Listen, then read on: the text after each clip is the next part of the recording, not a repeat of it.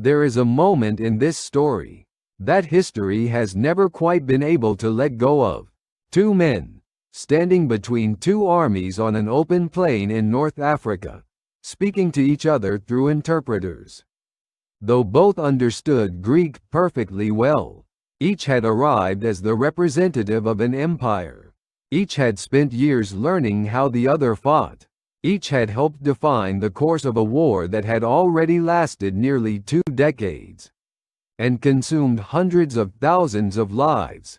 And now, on the sun-bleached ground near the town of Nerigara, in what is today the northeastern borderlands of Tunisia, they finally stood face to face. The year was 202 BC. The Second Punic War, which had shaken the ancient Mediterranean world to its foundations, was approaching its final act. On one side stood Hannibal Barca. He had crossed the Alps in the winter of 218 BC, with an army that Rome had assumed could never survive the journey. He had not only survived it, he had then proceeded to shatter Roman army after Roman army. At the Trebia River in late 218 BC, he had used a concealed flanking force to collapse a Roman advance. At Lake Trasimene in 217 BC, he had lured an entire army into a valley and ambushed it from the surrounding hillsides, killing or capturing roughly 15,000 men in a matter of hours. And at Cannae in 216 BC, he had executed one of the most devastating encirclements in military history, destroying a Roman force of somewhere between 50,000 and 70,000 men in a single afternoon. Polybius, the Greek historian whose account remains one of our most reliable sources for this period, described Cannae not merely as a defeat, but as a catastrophe that left Rome trembling for its own survival. For 16 years, Hannibal had campaigned on Italian soil, 16 years without a decisive resupply from Carthage, without the siege equipment needed to assault Rome directly, and without the political and strategic support he had needed to finish the war he had started. And yet for 16 years, Rome had been unable to remove him. On the other side stood Publius Cornelius Scipio, a Roman commander in his early 30s, who belonged to a generation that had grown up in the shadow of those catastrophes. He had been present as a young officer at the Battle of the Trebia, watching his wounded father being pulled from the field. He had stood at Cannae, or near it, as a junior officer among the survivors. He was not a man who had inherited a comfortable Rome. He was a man shaped by what Hannibal had done to it. But here is what makes this particular moment extraordinary. The moment the two men walked out to meet each other on neutral ground, with only a handful of attendants and interpreters between them. Neither of them had met before, and yet they already knew each other with an intimacy that few rivals in history have shared. Hannibal knew what Roman legions were capable of, because he had spent 16 years dismantling them and watching them rebuild. Scipio knew what Hannibal was capable of, because he had spent years studying every battle the Carthaginian commander had fought, extracting from those defeats the tactical logic that had made them possible, and then deliberately reversing it. The encirclements at Cannae had not been a mystery to Scipio. They had been a lesson. He had taken that lesson to Spain, where he drove Carthaginian forces from the Iberian Peninsula between 210 and 206 BC.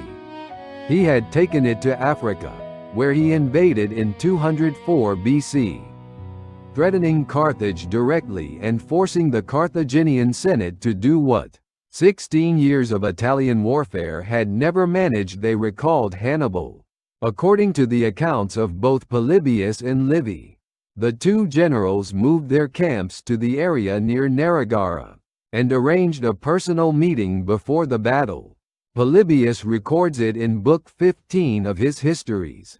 Livy records it in Book 30 of his A Flat Herba Candida, with the additional flourish that, at first, neither man spoke, each studying the other in silence. The historicity of the meeting itself has been debated by scholars, with Frank Walbank calling it possible, and Richard Gabriel dismissing it as a likely fabrication. What we can say is that the tradition of this encounter appears consistently across multiple ancient sources, including Nepos, Appian, and Florus. Whether or not every word reported was spoken, something very close to it appears to have occurred. And if it did, here is what it meant. Two men who had shaped the course of a war, who had between them killed hundreds of thousands of soldiers and altered the fate of an entire civilization, stood a short distance apart on a quiet plain in North Africa, and attempted to negotiate peace. Hannibal, according to Livy, acknowledged the weight of fortune in war, and offered terms that would have left Carthage in possession of Africa, while Rome retained Italy. Scipio refused, reportedly pointing out that Carthage had already broken one peace agreement, and would face the consequences of that decision. Negotiations ended. Both men returned to their lines. The next morning, the armies faced each other on the field. Now, before we follow them into that battle, we need to understand how Rome had changed the shape of the entire war in the years that led to this moment, and why Hannibal, the man who had never lost a major engagement in 16 years of Italian campaigning, found himself standing on African soil, defending a city he had left behind as a young general. The story of Zama does not begin on the day of the battle. It begins with a strategic decision that transformed the entire conflict, and it begins with the question of why Rome stopped trying to defeat Hannibal in Italy at all. For years, Rome had been losing. That is not a comfortable thing to say about the civilization that would go on to dominate the Mediterranean world for centuries. But it is the truth of what happened between 218 and 203 BC, and the truth matters here. After the catastrophe at Cannae in 216 BC, where Roman losses in a single engagement may have reached 70,000 dead and captured, the Roman Senate faced a reality that no amount of institutional pride could soften.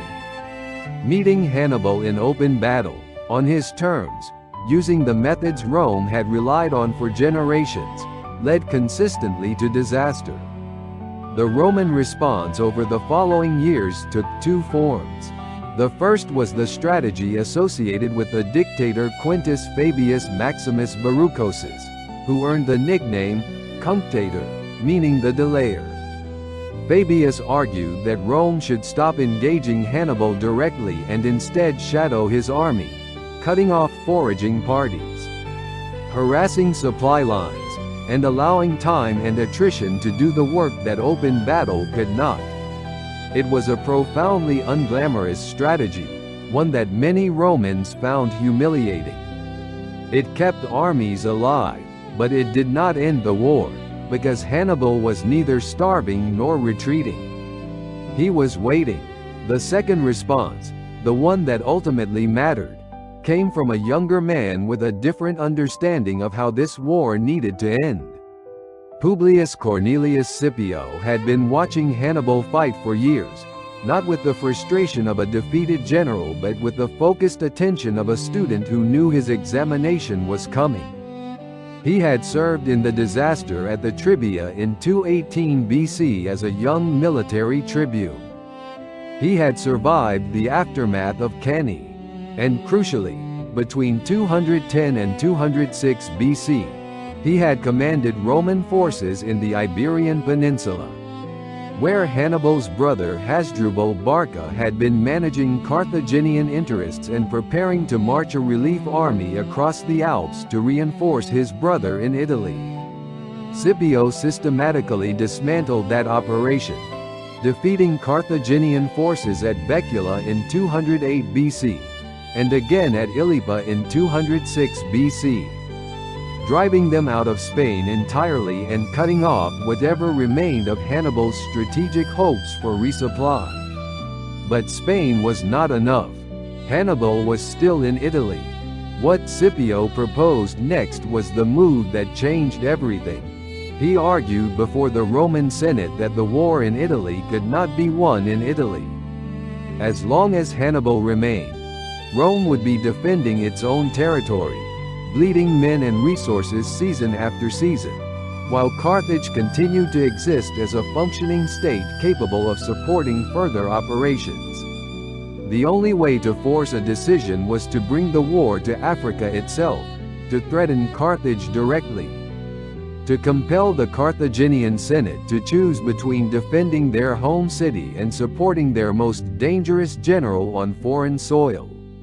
It was a bold argument, and not everyone in Rome agreed with it. The elder statesman Marcus Porcius Cato, later known as Cato the Elder, was among those who expressed concern about overextension.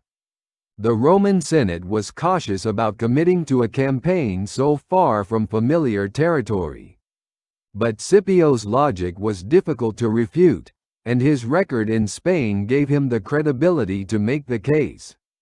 He was appointed consul for 205 BC, and while he was initially given only Sicily as his formal province, he used that base to organize and train the army he would eventually take to Africa.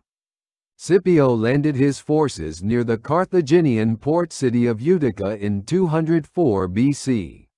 The effect in North Africa was immediate.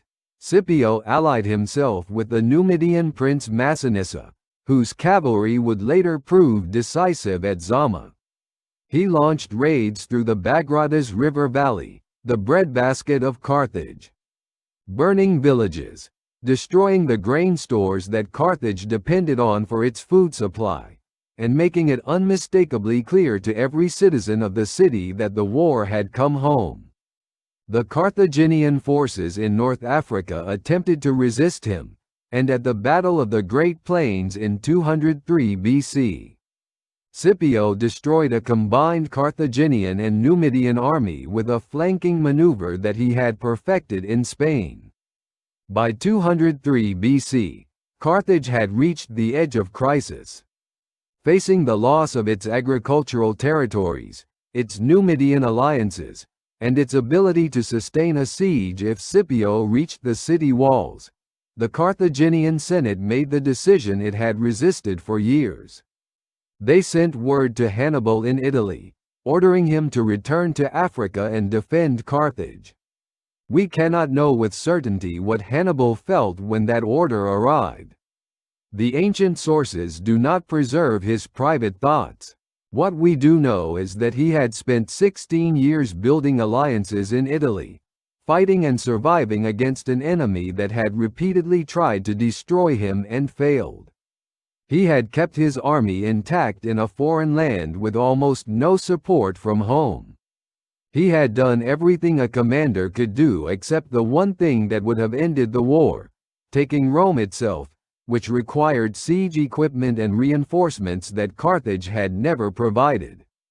Now he was being asked to leave it all behind. He obeyed. He crossed the Mediterranean with approximately 12,000 of his veteran Italian soldiers, the men who had marched with him across the Alps, who had fought at the Trebia and Trasimene and Cannae, who had survived every season of Italian campaigning and carried the memory of all of it in their bodies. He landed at the port of Leptis Minor, made his way to the base of Hadrumetum, and began the difficult work of assembling an army around that veteran corps. He gathered fresh recruits, mercenaries from Liguria and Gaul, Libyan infantry, Moors, and Balearic slingers. He obtained war elephants, 80 of them, though as Scipio's advisors well understood, most were recently captured animals with limited training. Hannibal had rebuilt armies before. He was good at it. But the situation in 203 and 202 BC was fundamentally different from anything he had faced in Italy. In Italy, he had always been the invader. The terrain was unfamiliar to Rome's enemies. Here, it was his homeland, and it was Scipio who was doing the devastating. Scipio, who held the strategic initiative. Scipio, who had already secured Masinissa's cavalry. And Scipio, who had learned, with unsettling thoroughness, from watching what Hannibal had done to Rome. The stage was set. The two armies moved toward each other in the late summer of 202 BC, 5 days' march southwest of Carthage, to the plain of Zama. And before the first sword was drawn, two generals walked out between their armies for the only conversation they would ever have. There is something almost unbearable about this scene, if you allow yourself to sit with it for a moment. Two men, each of whom understood the nature of war better than almost any living person, walking toward each other across a flat, sun-baked plain in North Africa, accompanied by only a handful of attendants and interpreters. Behind one of them was the army that had once marched across the Alps and shattered Rome's finest legions on 3 separate fields. Behind the other, the army that had studied every one of those defeats and spent years quietly learning how to answer them. Between them, perhaps the last chance to stop what was coming without further slaughter. The location of this meeting is recorded by Polybius in Book 15 of his Histories, and confirmed by Livy in Book 30 of his A Flat Urba Candida. The two armies had been maneuvering for days in the region southwest of Carthage, near the town of Nerigara, a place modern scholars identify with Sakit Sidi Yusuf, close to what is today the border between Tunisia and Algeria. The name, Zama, that history has attached to this battle was not assigned by either Polybius or Livy. It was given by the later Roman historian Cornelius Nepos, writing roughly 150 years after the event, based on the fact that Hannibal's army had previously encamped near a town of that name, which Polybius places 5 days' journey west of Carthage. The battle itself was fought near Nerigara. That distinction matters less than what happened there, but it is worth knowing. Hannibal had arrived at this position under circumstances that would have broken a lesser commander. He had left Hadramautum, a Carthaginian port city on the eastern coast of what is now Tunisia, where he had landed after crossing from Italy, and moved inland to gather his forces. His army, as assembled for the battle near Nerigara, was a patchwork of 3 separate forces that had never fought together as a unit. The front line consisted of approximately 12,000 mercenaries, survivors of Mago's failed expedition to northern Italy, a mixed force of Ligurians, Gauls, Balearic slingers, and Moorish light infantry. Behind them stood the second line, Carthaginian and Libyan levies, newly raised citizen soldiers who had little combat experience, and whose reliability even Hannibal himself must have privately questioned. And at the rear waited his Italian veterans, the men who had followed him across the Alps and fought beside him at the Trebia and Trasimene and Cannae. These were his most valuable soldiers, between 12,000 and 15,000 of them, hardened by nearly 16 years of continuous campaigning. Hannibal kept them deliberately separate from the other lines, not integrating them into a unified force but holding them in reserve, to be committed only when the time was precisely right. This arrangement, 3 separate lines with no unified cohesion between them, was not a sign of weakness. It was a response to reality. Hannibal had not had the time, after he arrived from Italy, to train his 3 components into a single disciplined army. The decision to keep them distinct was arguably the wisest thing he could do given the circumstances. But it was also a vulnerability.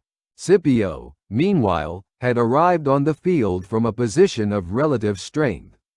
He had secured the alliance of the Numidian prince Masinissa, whose cavalry, numbering somewhere between 4,000 and 6,000 horsemen, had ridden hard to reach him before the battle. The fact that Masinissa arrived in time, while Hannibal was still assembling his forces, was not an accident. According to Britannica's summary of the campaign, Hannibal had arrived too late to prevent the junction between Scipio and Masinissa, and that timing failure handed Scipio the advantage in cavalry before a single weapon had been drawn. It was a reversal, almost geometrically precise, of the situation Hannibal had exploited so effectively in Italy, where it was he who had typically held the cavalry advantage and chosen the ground. Now, on this plain near Nerigara, it was Scipio who held both. The pre-battle meeting between the two generals is described with slightly differing emphases in Polybius and Livy. Polybius, whose account is generally considered more reliable by scholars such as Frank Walbank and Craig Champion, records that the two commanders moved their camps toward each other and arranged the encounter through intermediaries. Livy adds the theatrical detail that when the two men finally stood face to face, neither spoke immediately, each appearing to be struck by the sight of the other. Both accounts agree that they spoke through interpreters, even though both men likely understood Greek, the common intellectual language of the educated Mediterranean world at that time. Polybius records that Hannibal spoke first. He acknowledged, in Polybius's telling, the reversal of fortune that had brought him from the heights of Cannae to this defensive position on African soil. He proposed terms that would have left Carthage in possession of its African territories, its wealth, and a form of continued independence, while conceding to Rome the contested overseas provinces in Spain and Sardinia that had been the original causes of the war's escalation. It was, in essence, an offer to end the conflict on terms that preserved Carthage's dignity and survival. It was also, almost certainly, the last diplomatic option available to him. Scipio refused. His response, as Polybius and Livy both recorded, was pointed in its logic. Carthage had already negotiated a peace agreement earlier in 203 BC, after the Battle of the Great Plains had left the Carthaginian Senate desperate enough to send envoys to Rome. Those terms had been agreed upon. Then, when a favorable wind shifted Carthaginian public opinion back toward war, and a Roman supply fleet was attacked in the harbor, Carthage had broken the agreement and recalled Hannibal to continue the fight. Scipio was not willing to accept a second negotiated settlement from a party that had already demonstrated its willingness to abandon the first one when circumstances shifted. The conversation ended. Both men returned to their armies. What the ancient sources cannot give us, because no one recorded it, is the texture of what passed between these two men in those moments when the diplomatic formalities had run their course, and the interpreters had finished speaking. What we do know is that each of them had spent years living inside the strategic problem the other represented. Hannibal had not defeated a Roman army since 208 BC, at the Battle of Herdonia, and even in the years before that. The defeats had grown less decisive as Scipio's generation of Roman officers absorbed the lessons of the earlier catastrophes.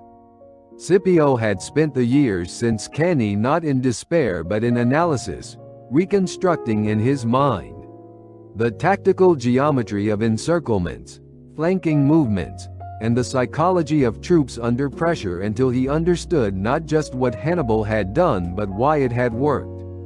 Two scholars of the same subject, meeting at last on the field where their scholarship would be tested. When morning came, the armies formed their lines.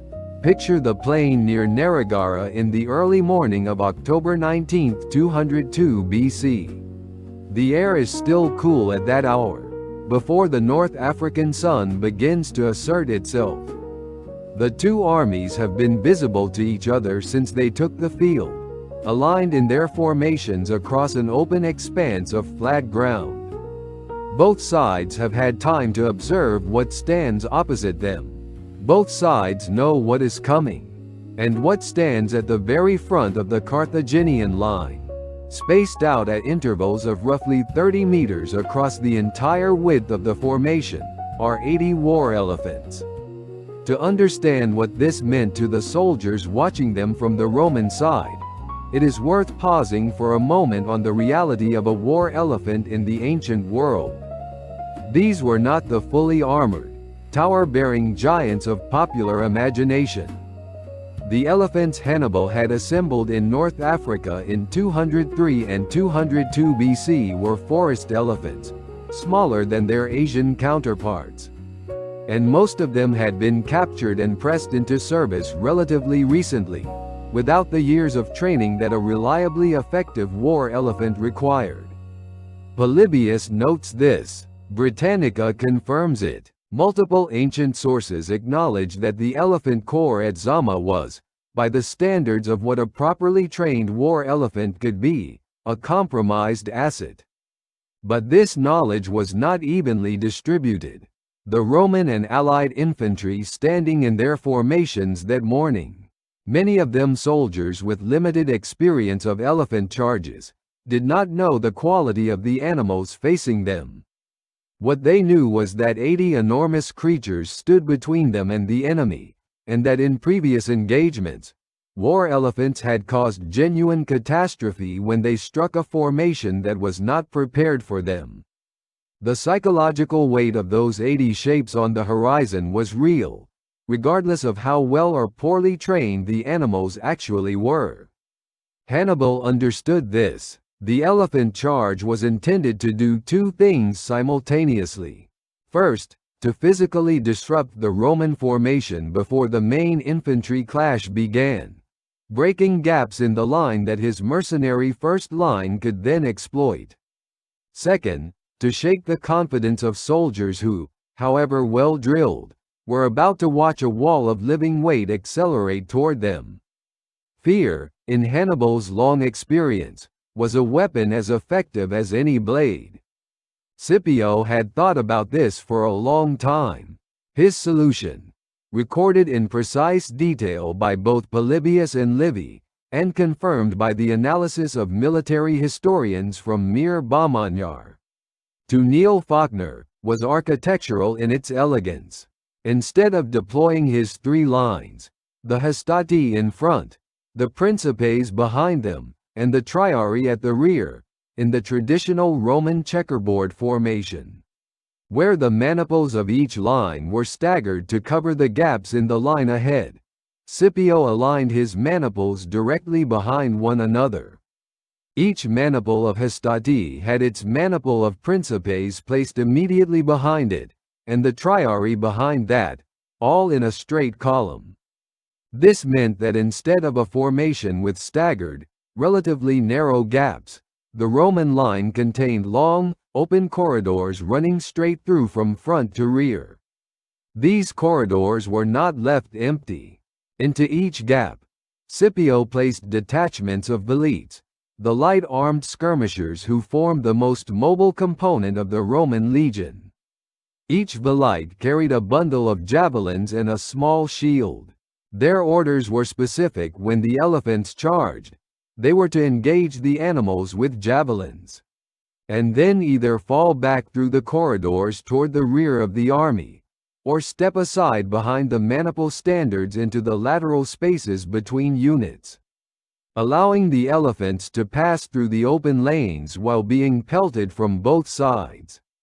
Beyond the velites, Scipio had prepared one more element of the plan. He ordered every trumpeter in the army to sound their instruments at once when the elephants came. This detail appears in Livy's account in Book 30, and it is confirmed by Polybius's record that the elephants became unmanageable in response to the cacophony of horns and trumpets that erupted across the Roman line. The sound was not decorative. It was tactical. Elephants, even well-trained ones, could be panicked by sudden loud noise at close range, and the animals at Zama were not well trained. When the Roman and Allied trumpeters began to sound simultaneously, the effect on the more nervous animals was immediate. Now, let us follow what actually happened when the charge began. Hannibal ordered the elephants forward. 80 massive animals began to move, slowly at first, then accelerating across the flat ground. The dust rose behind them. The ground vibrated. From the Roman line, the trumpeters blew. The response among the elephants was not uniform, and this matters for understanding the battle. Some of the elephants on the Carthaginian left wing, according to Polybius, immediately became unmanageable when the noise began. Rather than continuing toward the Roman line, they wheeled and charged back toward their own side, crashing into the Numidian cavalry that Hannibal had stationed on his left flank. This was the opening that Masinissa had been waiting for, with the Carthaginian Numidian cavalry thrown into disorder by their own elephants. Masinissa launched his horsemen forward on the Roman right wing and drove the opposing cavalry from the field. On the Roman left wing, meanwhile, Gaius Laelius with the Italian allied cavalry charged the Carthaginian cavalry on that flank, and those horsemen, further disrupted by elephants that had drifted sideways under a hail of javelins from the Roman line, broke and fled as well. Both Roman cavalry forces then gave chase. This meant that within the opening minutes of the battle, Hannibal had lost his cavalry on both wings. He would not get them back, but the main body of elephants had continued forward. They entered the Roman formation, and here the plan Scipio had prepared showed itself in full. The velites in the corridor gaps engaged the animals with javelins, driving some of them into the open lanes while retreating ahead of them. The heavy infantry of the Hastati on either side of each corridor locked their shields and stood firm, presenting walls of wood and metal to any animal that attempted to break sideways out of the lane. The noise from the trumpeters continued without pause. Some elephants charged straight through the corridors, emerging into the rear of the Roman army already wounded and disoriented, where they were subsequently hunted down and killed by velites who had withdrawn to that area. Some elephants, the ones that caused the most damage, did not enter the corridors at all, but plunged directly into the Hastati formations, where they trampled soldiers and broke sections of the line before being driven off by concentrated javelin fire. This portion of the charge was costly. Historian Mir Bamagnar's analysis acknowledges that these direct hits caused genuine casualties among the Roman infantry, and that dismissing the elephant charge as a complete failure does not fully account for what happened to those soldiers in the Hastati ranks who absorbed a direct impact from an animal of that size. Some scholars, in fact, have argued that the elephants accomplished at least part of what Hannibal intended them to do. But here is what mattered strategically. The formation did not break. The corridors did not collapse into chaos. The Hastati, even where they absorbed direct elephant impacts, held their cohesion well enough that when the dust settled, and the surviving animals had either passed through the line or been driven off, the Roman formation was battered but intact. Scipio's preparation had done what it was designed to do: not eliminate the danger, but contain it. Reduce it from a battle-altering catastrophe into a manageable disruption. Turn what had been intended as a shock that would shatter Roman confidence before the infantry clash even began into something the Romans could absorb and continue fighting through. The fear had moved in the wrong direction. Instead of traveling from the elephants into the Roman formation, much of it had traveled from the Roman trumpets back into the elephants themselves, and from the panicking animals back into the Carthaginian cavalry on the wings. Within the first phase of the battle, before a single Roman infantryman had yet closed with a Carthaginian infantryman, The cavalry contest had already been decided. The wings were empty. Hannibal's elephants had failed to break the Roman center, and the cavalry that was supposed to protect his flanks was gone. What remained was the infantry.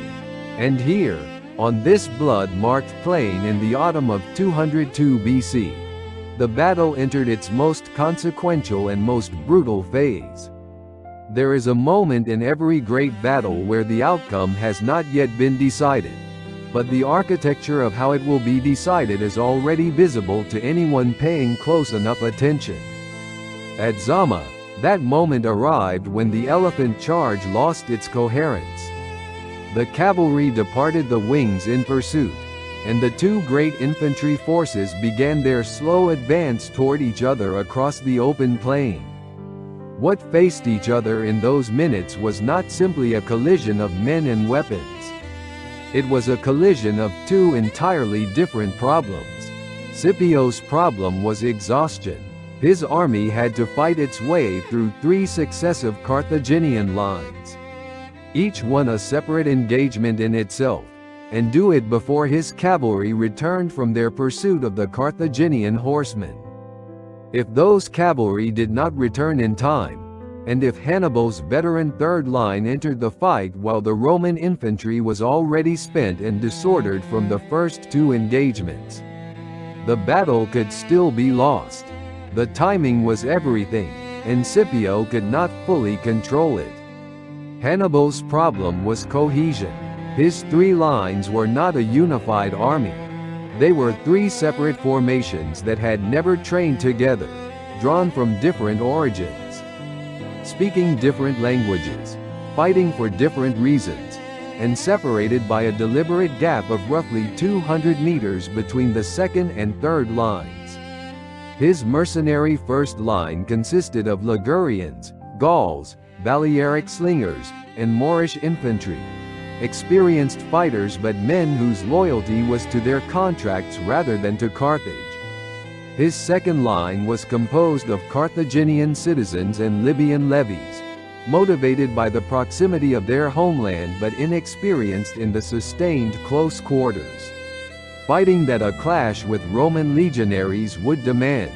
And his third line, positioned 200 meters to the rear in a great extended formation that stretched beyond the flanks of both the Roman line and the 2 Carthaginian lines in front of it, was his veteran army from Italy, the men who had fought beside him at the Trebia and Trasimene and Cannae and at every engagement in between.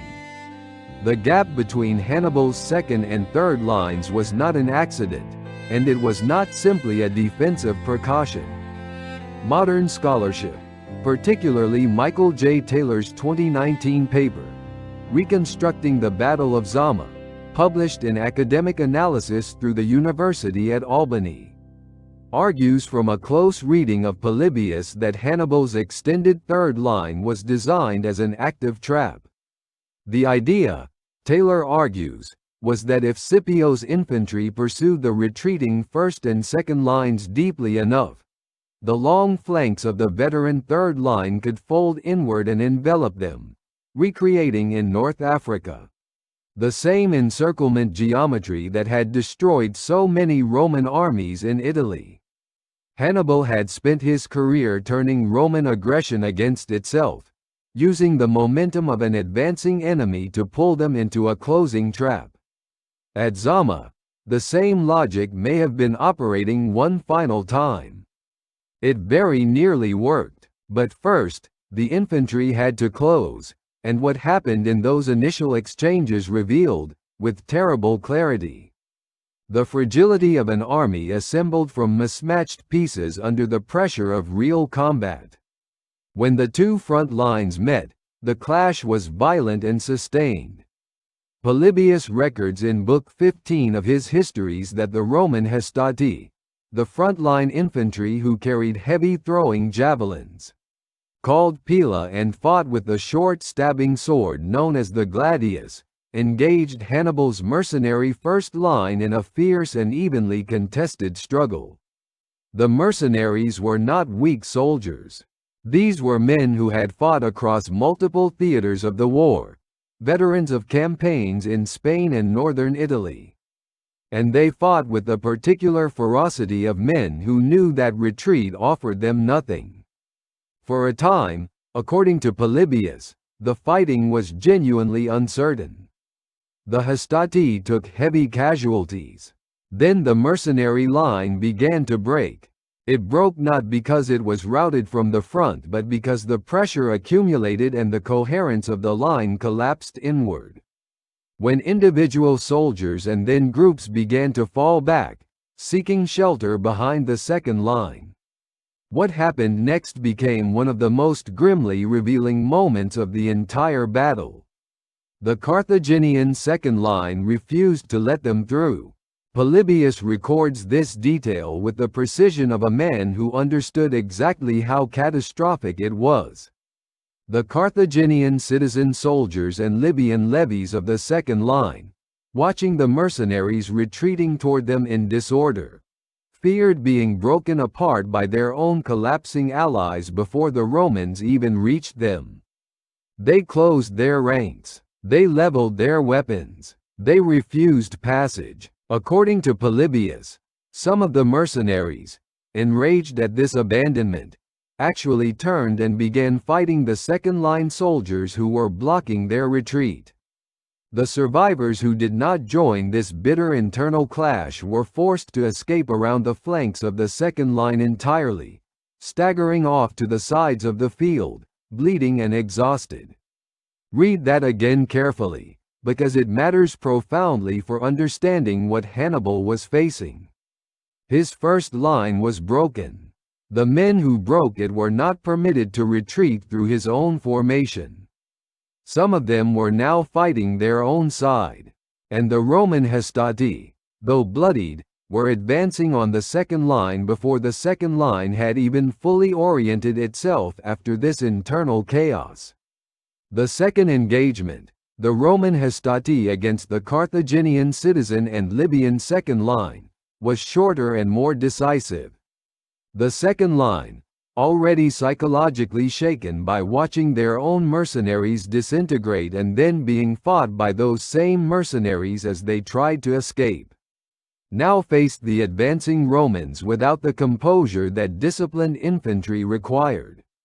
They fought, and they fought with the motivation of men defending their homeland. But they lacked the training and the settled nerve to sustain a prolonged struggle against legionaries who had just won the first exchange. The second line broke in its turn.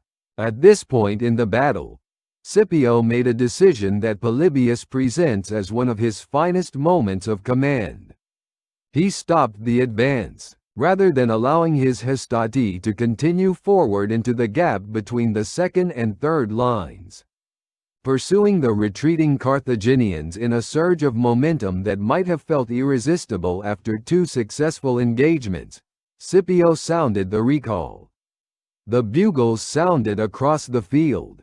The Hastati halted and began to fall back toward their starting position. Scipio then rapidly reorganized his entire formation, bringing his principes and triarii out from the second and third Roman lines and extending them laterally, widening the front of his army to match the extended flanks of Hannibal's veteran third line. This reorganization, conducted under combat conditions while facing an unengaged and fully fresh enemy line, was a feat of command and drill that very few armies in the ancient world could have executed. The maniple system that Rome had developed over generations, the flexible unit structure that allowed individual companies to move independently and reform rapidly, was precisely what made this possible.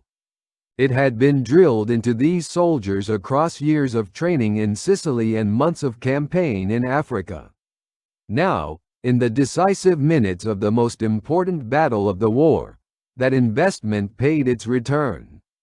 What Polybius describes in the aftermath of this reorganization, confirmed by Taylor's modern analysis, is that Scipio's rapid lateral extension. effectively neutralized the envelopment that Hannibal's extended third line had been positioned to execute.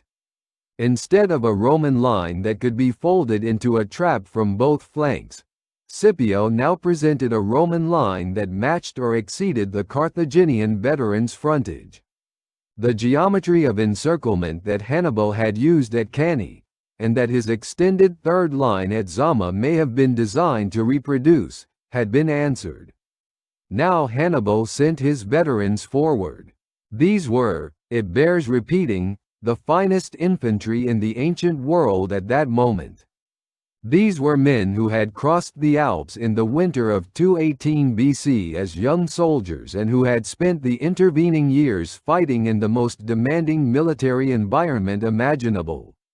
Most of them were Bruttians, from the toe of the Italian peninsula, the southernmost region of Italy that had remained loyal to Hannibal's alliance longest. Among them were also Africans and Iberians who had left Spain with Hannibal more than 17 years before the battle, and Gauls recruited in northern Italy in 218 and 217 BC who had never seen their homeland since. These men carried not just experience but the particular quality that only long survival in continuous warfare can create, the ability to remain composed and lethal under pressures that would collapse less seasoned soldiers entirely. They met the reorganized Roman line, and the battle entered its most brutal phase. Polybius does not minimize what followed. The Roman infantry who now faced Hannibal's veterans were not fresh. They had fought through 2 previous engagements. They were tired. They had bled. And yet they held. The Triarii in the Roman third line, the oldest and most experienced Roman infantry, who fought with spears rather than the short swords of the younger legionaries, and who were committed only as a last reserve, now stood in line beside the Principes and the surviving Hastati, and together they held the advance of the Carthaginian veterans. For a time, neither side gave ground easily. The plain near Nerigara, in those minutes, was the most evenly contested infantry contest of the entire Second Punic War. 2 armies led by commanders who had each spent years studying and anticipating the other, locked together on flat African ground. Neither able to achieve the decisive breakthrough that would end the engagement. Polybius, writing in Book 15, arrived at a conclusion that has remained one of the most striking assessments in all of ancient military literature. He wrote that Hannibal had done, at Zama, all that a good and experienced general could reasonably be expected to do. He had assembled a force from almost nothing after returning from Italy. He had designed a battle plan that attempted to neutralize his known weaknesses, principally the poor quality of his cavalry and the inexperience of his first 2 lines, by using them as attrition tools to exhaust the Romans before his veterans delivered the decisive blow. He had positioned his third line with a lateral extension that, if Taylor's modern analysis is correct, was intended to convert a Roman pursuit into an encirclement that would have been immediately recognizable to anyone who had studied Cannae. He had done everything a commander of his experience and intelligence could do with the materials he had been given. But there was one thing he could not do. He could not bring back the cavalry. And on the plain near Nerigara, on October 19, 202 BC, the sound of hoofbeats was about to change everything. The ground between the armies, by the time Scipio reorganized his lines and prepared to advance on Hannibal's veteran third, was no longer simply open plain. Polybius records it in Book 15 of his histories with the matter-of-fact precision of a man who understood that war is not merely a contest of decisions and tactics, but also, brutally, a contest against the physical reality of what fighting produces. The ground in front of the Roman formation was covered in bodies. The dead and wounded from 2 separate infantry engagements lay piled and scattered across the earth. some in heaps where the fighting had been thickest, others sprawled individually where they had fallen while trying to retreat or pursue. Weapons and shields had been thrown aside at every angle. Blood had pooled and dried into the dust and then been worked by thousands of boots into something that Polybius described specifically as slippery beneath a soldier's feet. Think about what that meant for what was about to happen. Scipio could not simply order his reorganized formation to advance at a run. An infantry line moving at pace across ground, littered with bodies and discarded weapons, in the heat of an October afternoon after already fighting through 2 separate engagements, would lose its cohesion before it ever reached the enemy.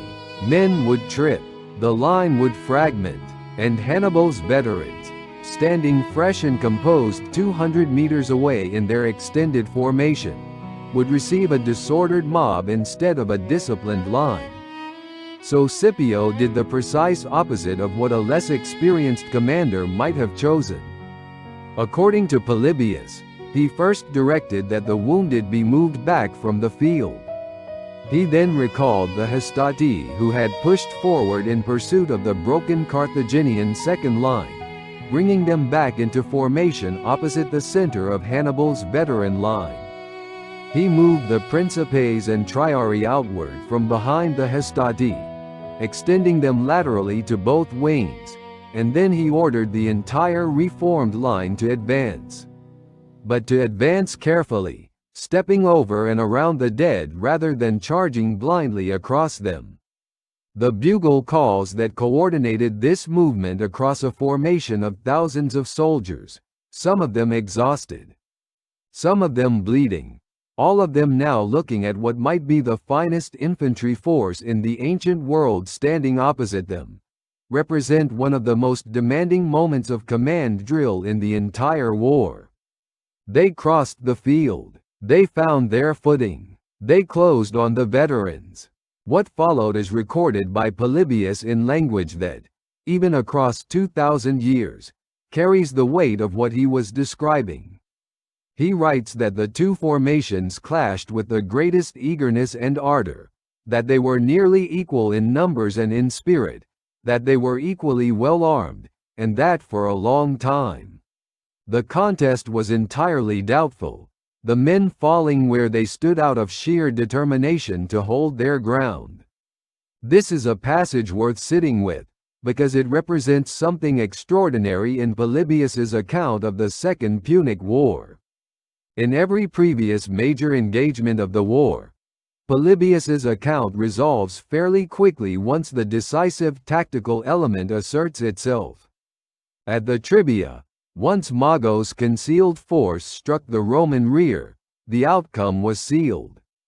At Trasimene, once the Roman column entered the valley, they were already dead and simply did not know it yet. At Cannae, once the Carthaginian center began its controlled retreat and the wings began to close, the trap was already sprung. In each of those battles, there is a moment where the narrative turns decisively, and the outcome is only a matter of time. At Zama, in the confrontation between the Roman reorganized line and Hannibal's Italian veterans, there is no such moment. For a sustained period on that October afternoon, on the blood-soaked plain near Nerigara, the 2 finest infantry forces that either Rome or Carthage could assemble stood locked together in a contest that neither side could resolve by strength of arms alone. The Roman veterans of the African campaign, some of them soldiers, who had survived Cannae and spent years training specifically for this war, pressed against the Carthaginian veterans who had crossed the Alps and fought through every season of Italian campaigning. Shield met shield. The short Roman gladius worked against the longer Gallic swords of some of Hannibal's Italian troops. Men died on both sides without the line breaking in either direction. Modern military historians, including John Lazenby in his 1978 study, Hannibal's War, described this phase of the fighting as, in his words, a grim business. The phrasing is spare, but it carries everything that spare language can carry when applied to an engagement of this kind. Neither side was giving way. And then Masinissa and Gaius Laelius came back.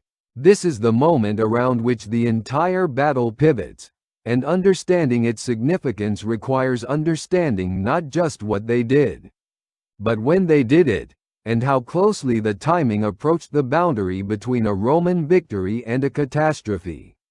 When Masinissa had driven the Carthaginian Numidian cavalry from the left wing at the very opening of the battle, he had given chase.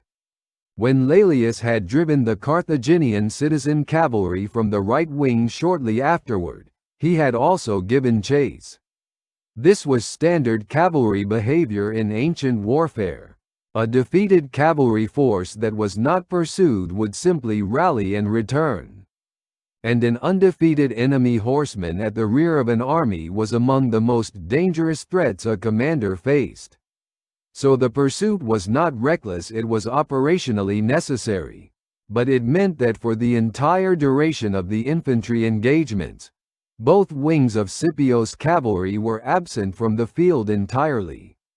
Scipio had no horsemen. If Hannibal's cavalry had returned from pursuit first, or if either Masinissa or Laelius had been delayed in their pursuit by difficult terrain or heavy resistance, the battle could have ended with a different cavalry force striking an exhausted Roman rear. Philip Sabin, in his analysis of the engagement cited in multiple subsequent scholarship, wrote that the cavalry returned at exactly the right moment, in the nick of time. That phrase understates the precision involved. Polybius records in Book 15 that Masinissa and Laelius returned to the battlefield at approximately the same moment, arriving from beyond the Carthaginian lines and striking from the rear on both flanks simultaneously. The Carthaginian infantry, locked in the grinding close-quarters fight with the Roman line from the front, was already being pressed to the absolute limit of what even the most experienced soldiers could sustain. They had watched their first two lines break, and their own side's mercenaries fight each other in rage. They had held their formation for the entire duration of 3 separate infantry clashes. And now, from behind them, came the sound and the shock of cavalry striking their rear with full momentum. There was no time to form a defensive perimeter. There was no space to maneuver. The Carthaginian infantry was fiercely engaged to their front, as Polybius puts it, and entirely helpless against the cavalry closing on their rear. The effect, according to Polybius, was immediate. The Carthaginian line collapsed, not in an organized retreat, but in the complete dissolution that occurs when a formation loses its coherence entirely, when the men who have held their nerve through everything that came before it finally find the limit of what human endurance can absorb. They broke, they ran, and on the open plain of North Africa, with Roman infantry pressing from the front and cavalry from the rear, running offered most of them very little. The numbers recorded by Polybius are staggering, even accounting for the tendency of ancient historians to round casualties toward dramatic totals. He gives approximately 20,000 Carthaginian dead on the field and a similar number, around 20,000, captured in the pursuit. He gives Roman losses at approximately 1,500 killed. Even if the Carthaginian figures are somewhat inflated, the disproportion speaks clearly to what happens when an army does not simply lose but collapses. Soldiers killed while fighting in an organized formation die at a relatively controlled rate. Soldiers killed while routing across open ground, pursued by fresh cavalry, die at a very different one. The irony that historians have noted since antiquity, and that Polybius himself frames in Book 15, does not require elaborate explanation. It announces itself with the simplicity of a geometric proof. At Cannae, in 216 BC, Hannibal had constructed an encirclement in which Roman infantry pressing forward into what they believed was a weakening center were flanked on both sides by Carthaginian infantry and struck from the rear by cavalry, crushing them from every direction simultaneously. He had used Rome's own aggression as the mechanism of their destruction. He had turned momentum into a trap. At Zama, in 202 BC, on the plain near Nerigara, the same geometry was applied to his own army. His veterans were pressing forward against the Roman line from the front when the cavalry struck them from behind. They were surrounded. They were encircled. Polybius does not draw out the parallel at excessive length. He does not need to. The structure of the reversal is visible to anyone who has followed both battles carefully, and the man who had been more aware of that structure than anyone alive, who had spent years studying how it was done and then years more applying what he had learned, was standing somewhere on that field watching the trap close. Hannibal escaped. This detail is confirmed by Polybius, Livy, and Appian alike. He was among the very few senior Carthaginian commanders to leave the field alive. He rode first to Hadrumetum, the coastal city where he had based his army after returning from Italy, and then made his way to Carthage itself. What he found there was a senate that was shattered, a treasury that was exhausted, and a city that had no remaining capacity to continue the war it had started 18 years earlier. He stood before the Carthaginian Senate and, according to Livy's account in Book 30, told them that this was not merely a battle that had been lost. It was not a setback from which Carthage could recover with time and preparation, as it had recovered from setbacks before. He urged them, with the directness of a man who had spent his entire adult life in the service of a city that had consistently failed to provide him what he needed to finish the war he had fought on its behalf, to accept Rome's terms. The Senate heard him. In spring 201 BC, the peace treaty was formally ratified. Its terms were severe. Carthage surrendered all territories outside Africa. Its navy was reduced to 10 warships. It was prohibited from making war outside Africa without Rome's explicit permission.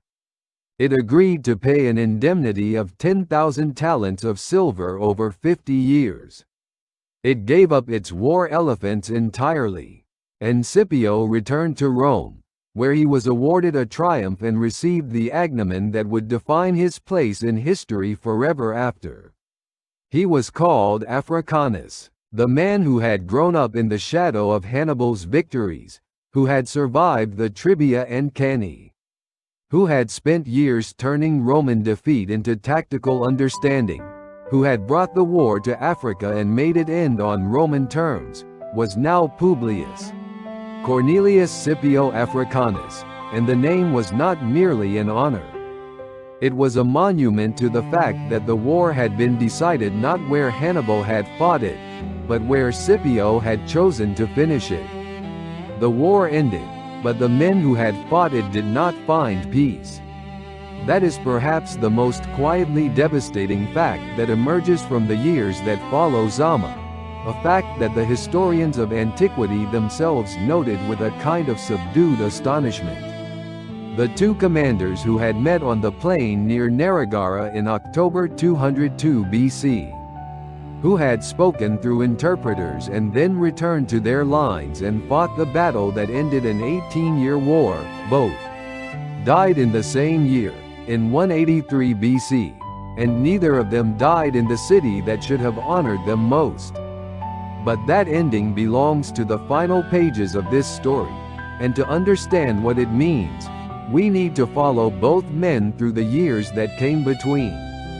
Carthage accepted the peace terms in 201 BC. The formal ratification stripped the city of everything it had built since the First Punic War.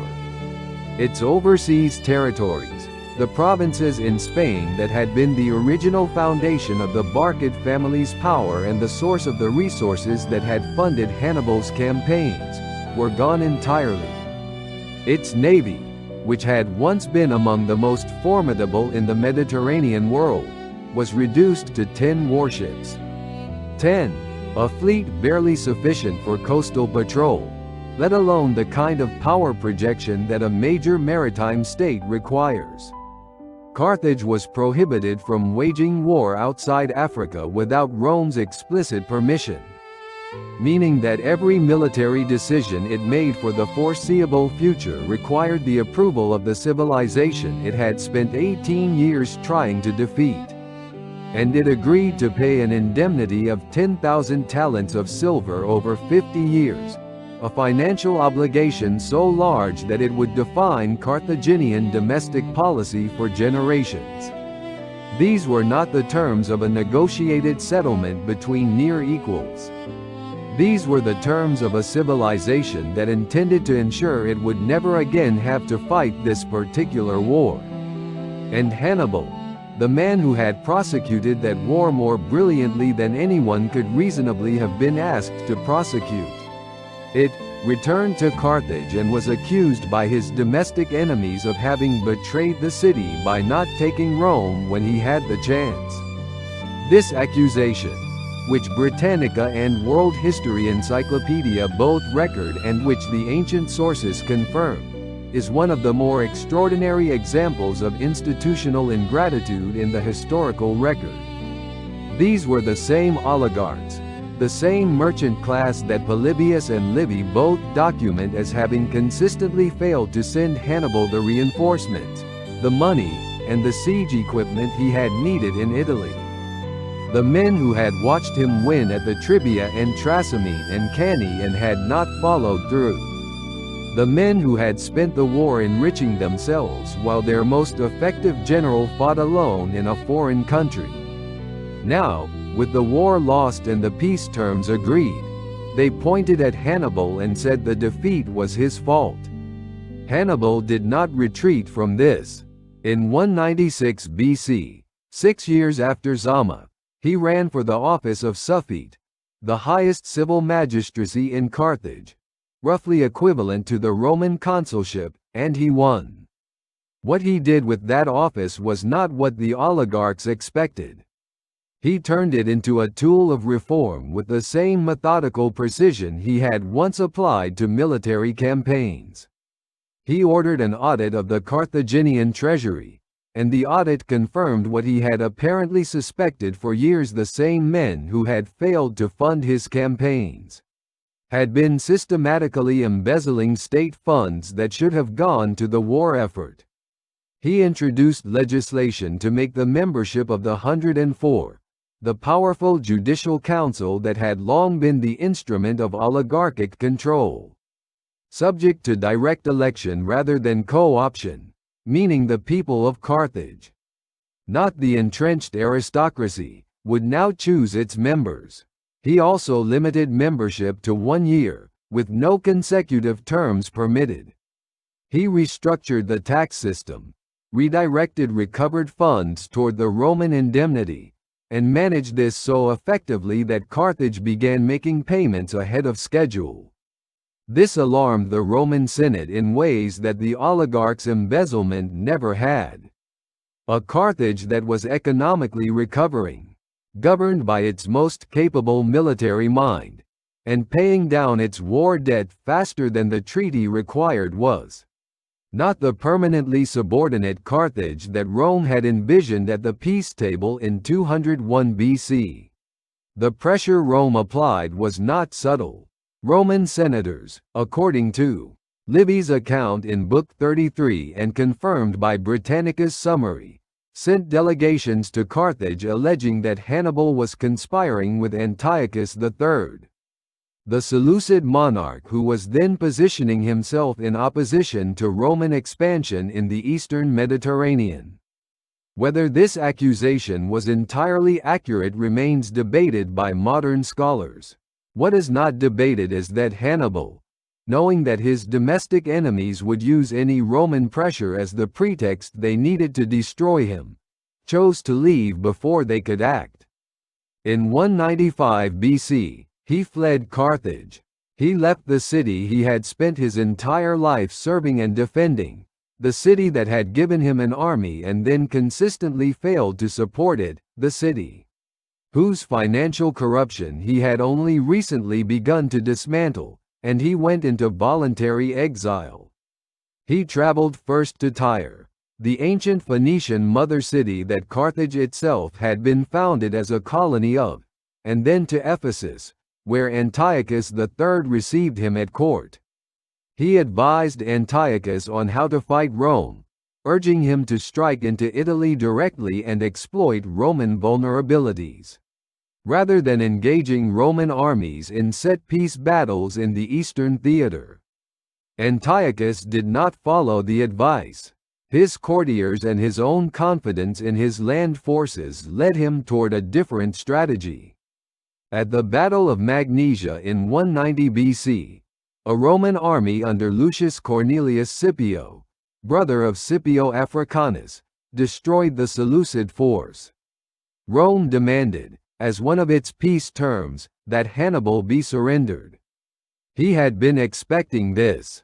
He fled again. The years that followed were the years of a man who had once commanded the finest army in the Mediterranean world, being hunted across it, court to court and kingdom to kingdom, by the civilization he had come closest to destroying. He stopped in Crete for a time, where ancient sources record that he buried what remained of his personal wealth in decoy amphorae and hid the actual gold in the bases of bronze statues. The last tactical misdirection of a man who had never stopped thinking like a commander. He eventually made his way to the court of Prusias, the ruler of Bithynia in northwestern Asia Minor, who was engaged in conflict with Eumenes II of Pergamon, a Roman ally. Hannibal served Prusias as a general and admiral. In one of the naval engagements against Eumenes, confirmed by Cornelius Nepos and Frontinus, Hannibal ordered clay pots filled with venomous snakes to be thrown onto the decks of the enemy ships. The Pergamene sailors, suddenly confronted with serpents landing among their feet, lost their discipline and the battle. It was, Nepos observes, an unmistakably Hannibalic solution to a tactical problem, unconventional, carefully prepared, and built entirely on understanding how fear moves through a human being. It was also the last victory he would ever win. By 183 BC, Rome's patience with Bithynia's hospitality had expired.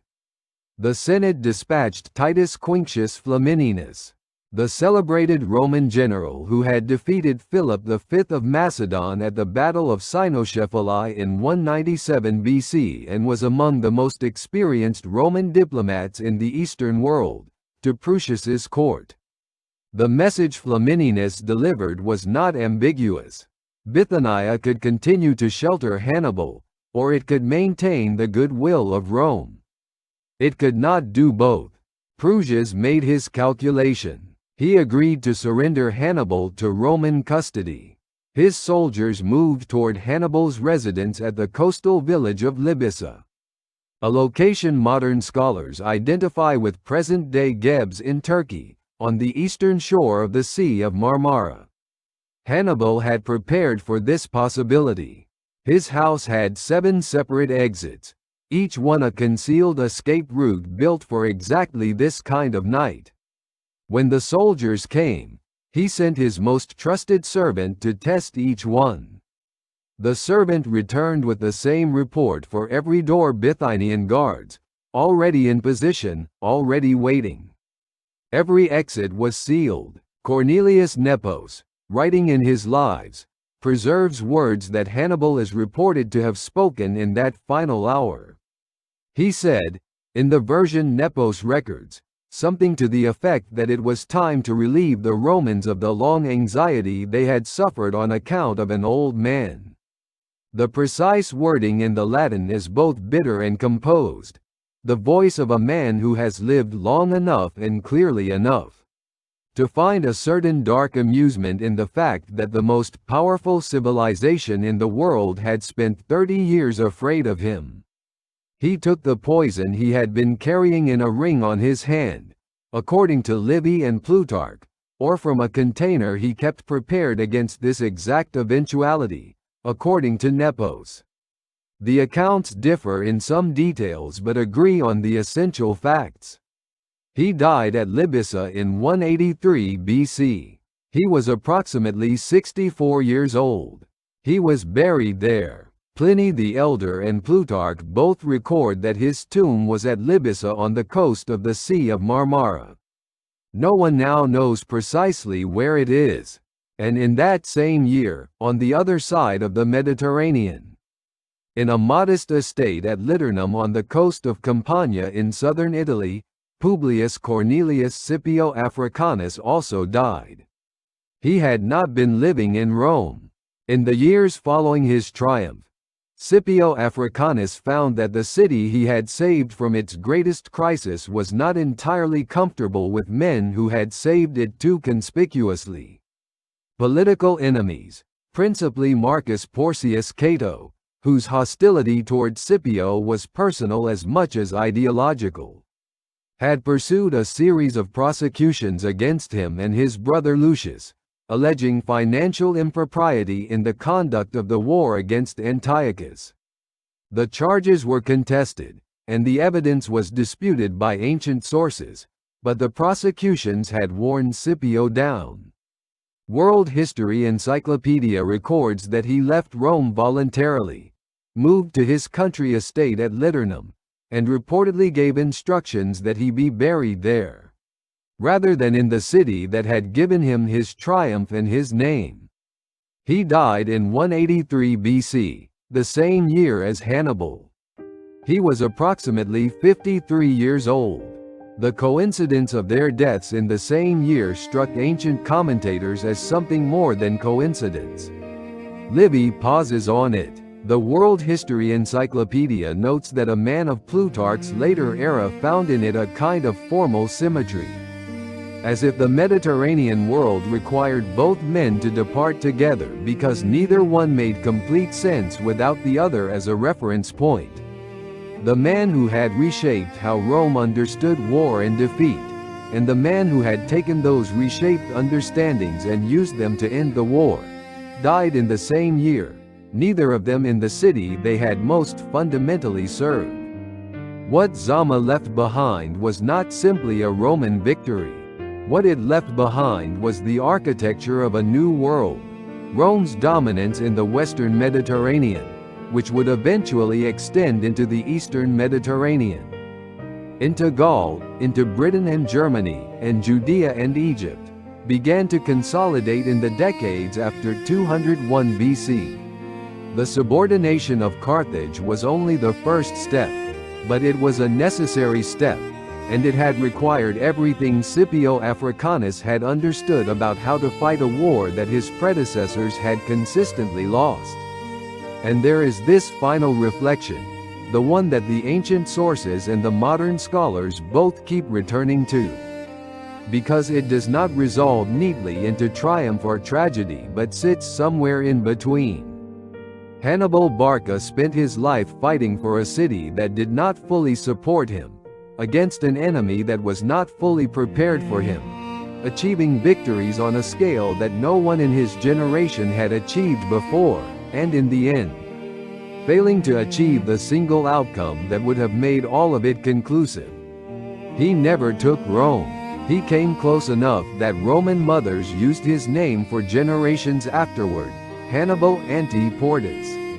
Hannibal is at the gates, as the phrase for an imminent catastrophe, even in years when Hannibal was long dead and Carthage itself no longer existed. The fear he had created outlived him, outlived his city, outlived the civilization that had destroyed both. Scipio Africanus spent his life studying the man who had taught Rome how to lose, extracting from those losses the tactical and strategic understanding he needed to build a different outcome, and then executed that understanding at Zama with a precision that Polybius himself described in terms of unqualified admiration. And then he spent the rest of his life being prosecuted by the city he had preserved and dying in quiet exile from it. 2 men, 1 battle, one of the most consequential afternoons in the history of the ancient world. Zama was not the end of everything. Carthage survived for another 55 years before the Third Punic War erased it from the map in 146 BC. The wars of the Mediterranean did not stop because Rome had won. They never do. But something settled after Zama. Some fundamental question about which civilization would carry the Western world forward. And it was answered on that plain near Nerigara, in the dust and blood of an October afternoon, in the space between a returning cavalry and a collapsing line. And somewhere in the middle of it, 2 commanders who had known each other for their entire careers without ever meeting, who had spent years inside each other's strategic thinking, as if studying a mirror, finally saw the answer at the same time. One of them could live with it.